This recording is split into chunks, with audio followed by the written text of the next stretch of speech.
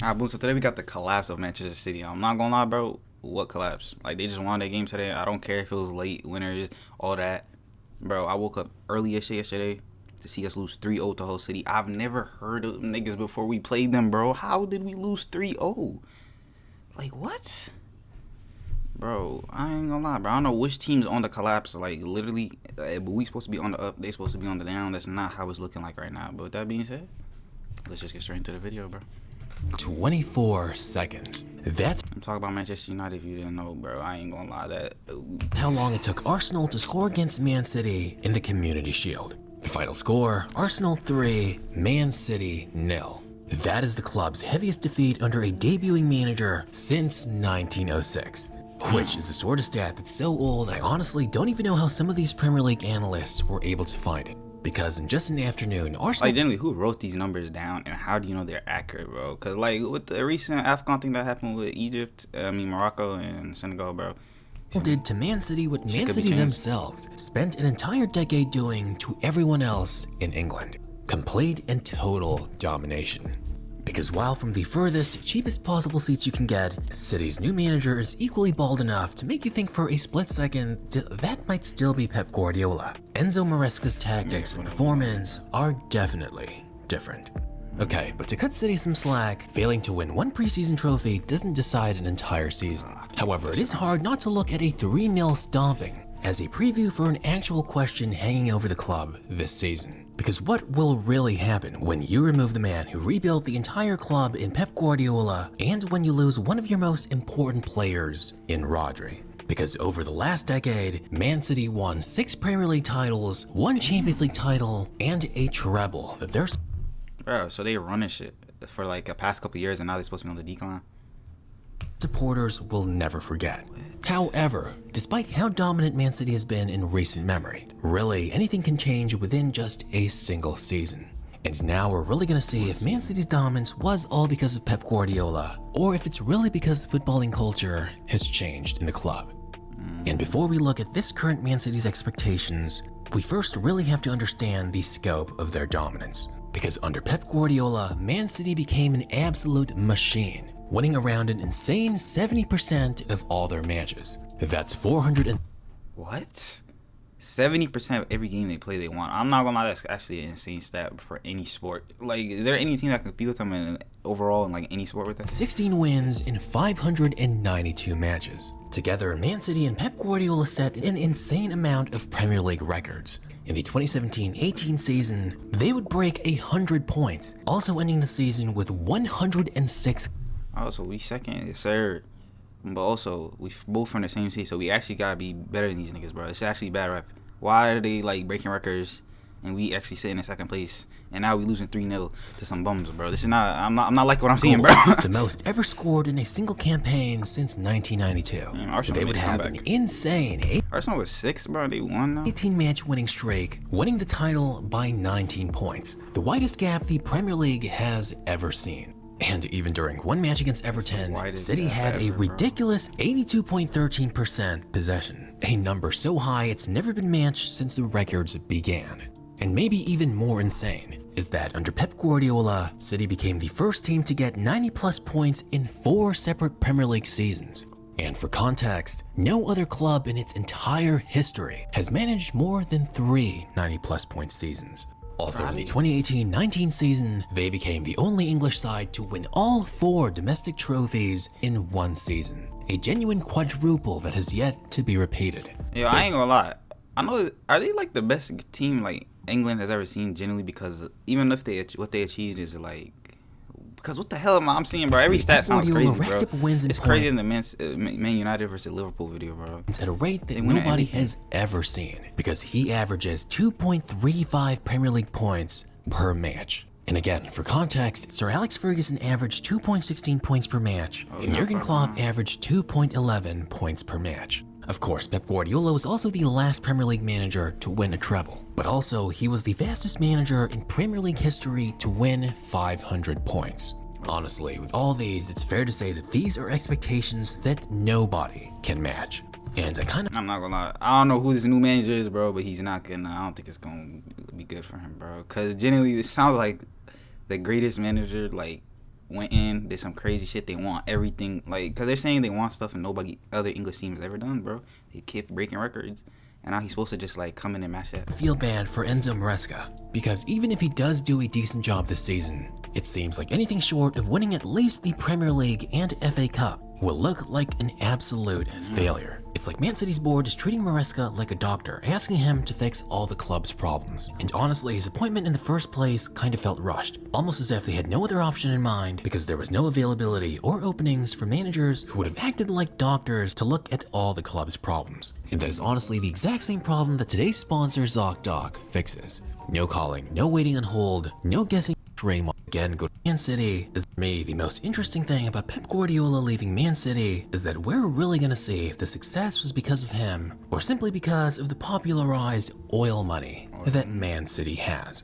Because one of the biggest criticisms behind Pep Guardiola's success is that it was simply due to him having more access to money than any other manager. And if we think about it simply enough, so he was just getting paid hella so he could buy all the best players in the world. If another manager like Enzo Maresca is given access to the same amount of funds, could he actually replicate Pep Guardiola's success? Because if money really was the only factor, then really any other manager should be able to do it as well. Well, who knows? But as the season starts, we will definitely get to see.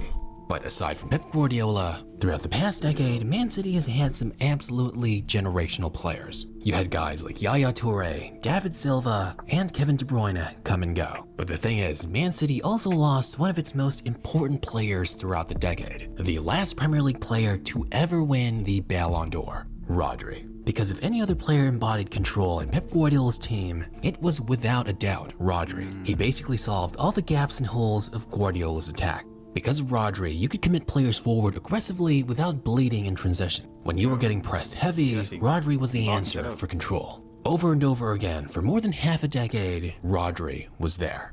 I know he does get a lot of hate, but even though his playstyle isn't flashy, or he's not scoring goals or making highlight passes like Kevin De Bruyne, the stability he adds to his team is immense. That's how Man City won a treble and Spain a World Cup. So, but I ain't gonna lie, we were seeing a video and like I reacted to, and they were saying Vinny deserves it over him. So like, him leaving to Barcelona, really Man City has a giant hole in their midfield and defense.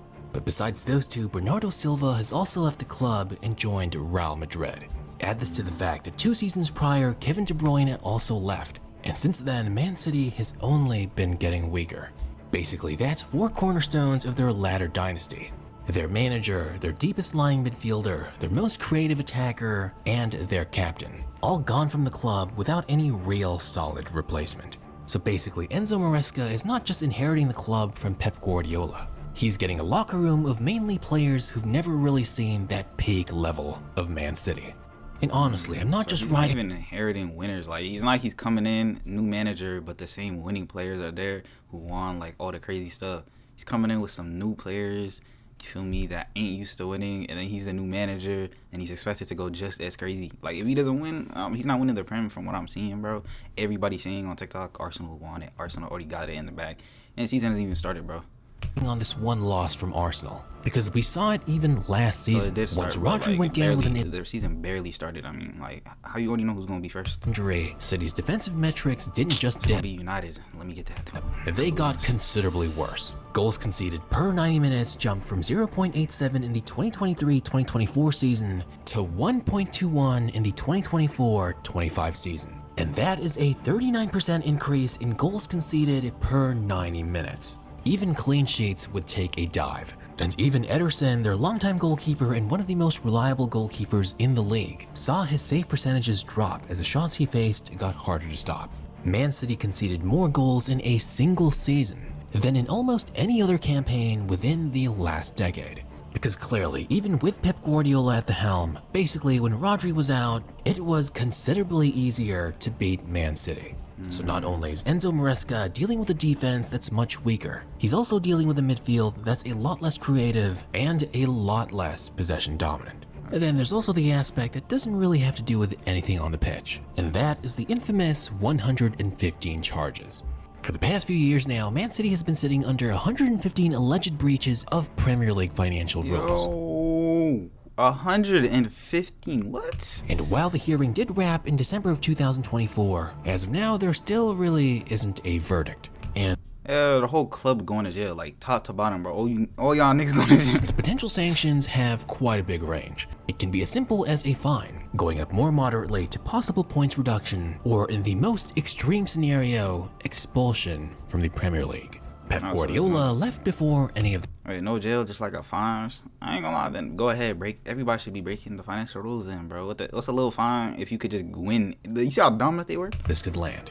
And Like, now the Enzo fine don't Maresca doesn't get that luxury. He's trying to rebuild the squad, replace 3 cornerstone players, and trying to establish his own identity within the squad. All of this while a huge legal cloud hangs over his head. Honestly, in my opinion, it's genuinely hard to think of a Premier League manager who inherited a job with this much uncertainty and this much expectation. I can only imagine the amount of stress that Maresca has. Now, I'm not trying to say that Maresca is a bad appointment. The case for him keeping Man City strong is genuinely good. After all, at Leicester City, he inherited a side that had been relegated and took them straight back up, having 97 points and the best defensive record in the entire championship, all while sticking to a possession-heavy style that plenty of Leicester fans initially hated. At Chelsea, in under 12 months, he delivered 2 trophies to a fan base that really hasn't lifted anything in years, winning the 2025 Conference League trophy, beating Real Betis 4-1 in the final, then winning a Club World Cup title with a 3-0 demolition of Champions League winners PSG. Now, I understand these are not big trophies, but considering the Chelsea beat PSG or the Champions League won 3-0, I'm not gonna lie, that's fraught. side that he worked with, I'd say he did pretty good for the personnel that he had. Crazy. If what Man City's board wants for the future is genuinely about more system and infrastructure than any one single manager, Enzo Maresca is definitely qualified enough for the role. That being said, however, it can also completely backfire. And the main points behind this is that he really hasn't had much time at Chelsea to prove himself, because Chelsea did sack him in the beginning of the year. And this was mainly because Chelsea had only won 2 of their opening 6 Premier League matches, managing only a single win across the entire month of December in 2025. Sure, his possession-heavy, patient build-up has won in short knockout competitions, cup runs where his team plays 5 or 6 matches against a mix of opposition. However, in the long grind of a 38 Premier League season, it kind of really does struggle. And basically, Man City are handing him this job based almost entirely on that long 38 match grind. And they're asking him to do it in a club that is significantly weakened and still has a lot of legal trouble over its head. Maresca's ideas and tactics might be genuine, but whether or not they can survive a full Premier League season when it really hasn't worked out for him in the past makes this experiment at Man City incredibly risky. And that Community Shield loss to Arsenal wasn't some isolated fluke either, because the rest of Man City's preseason was incredibly inconsistent. City opened up their preseason with a 1-1 draw against Inter Milan, going on to lose in penalties. Then after that, they would head to Korea and get a 3-1 win over the K-League All-Stars and Atletico Madrid. So while they did have some wins, you can clearly see they've been wildly inconsistent the jersey's hard though so far. But aside from their longtime legends, City also lost John Stones, Manuel Akanji, Nathan Ake, and James Trafford. And their answer so far has mostly been only one signing, Elliot Anderson from Nottingham Forest for £116 million. So this upcoming season, the first few match days will be crucial in setting the tone for the rest of the season. Because if they're not consistently and convincingly winning matches for the rest of the year, Man City's problems might be much worse than we could have ever imagined. I'm not gonna lie, they have to lock in, but they already locked in. They was losing, then they came back, bro, and I'm not happy to see it, bro. I wanted them to lose. I'm not gonna lie, Spurs losing. No, we lost.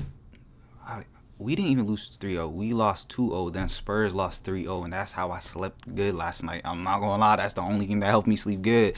Yeah, I wanted them to lose too. I'm not having this. I'm not gonna lie. Manchester United won the Premier League. Man City, I'm praying y'all downfall. Arsenal, I'm praying y'all downfall. And I'm fully into this cult stuff now, you feel me? I'm just playing into it, bro. Why not? With that being said, I'm seeing y'all next one.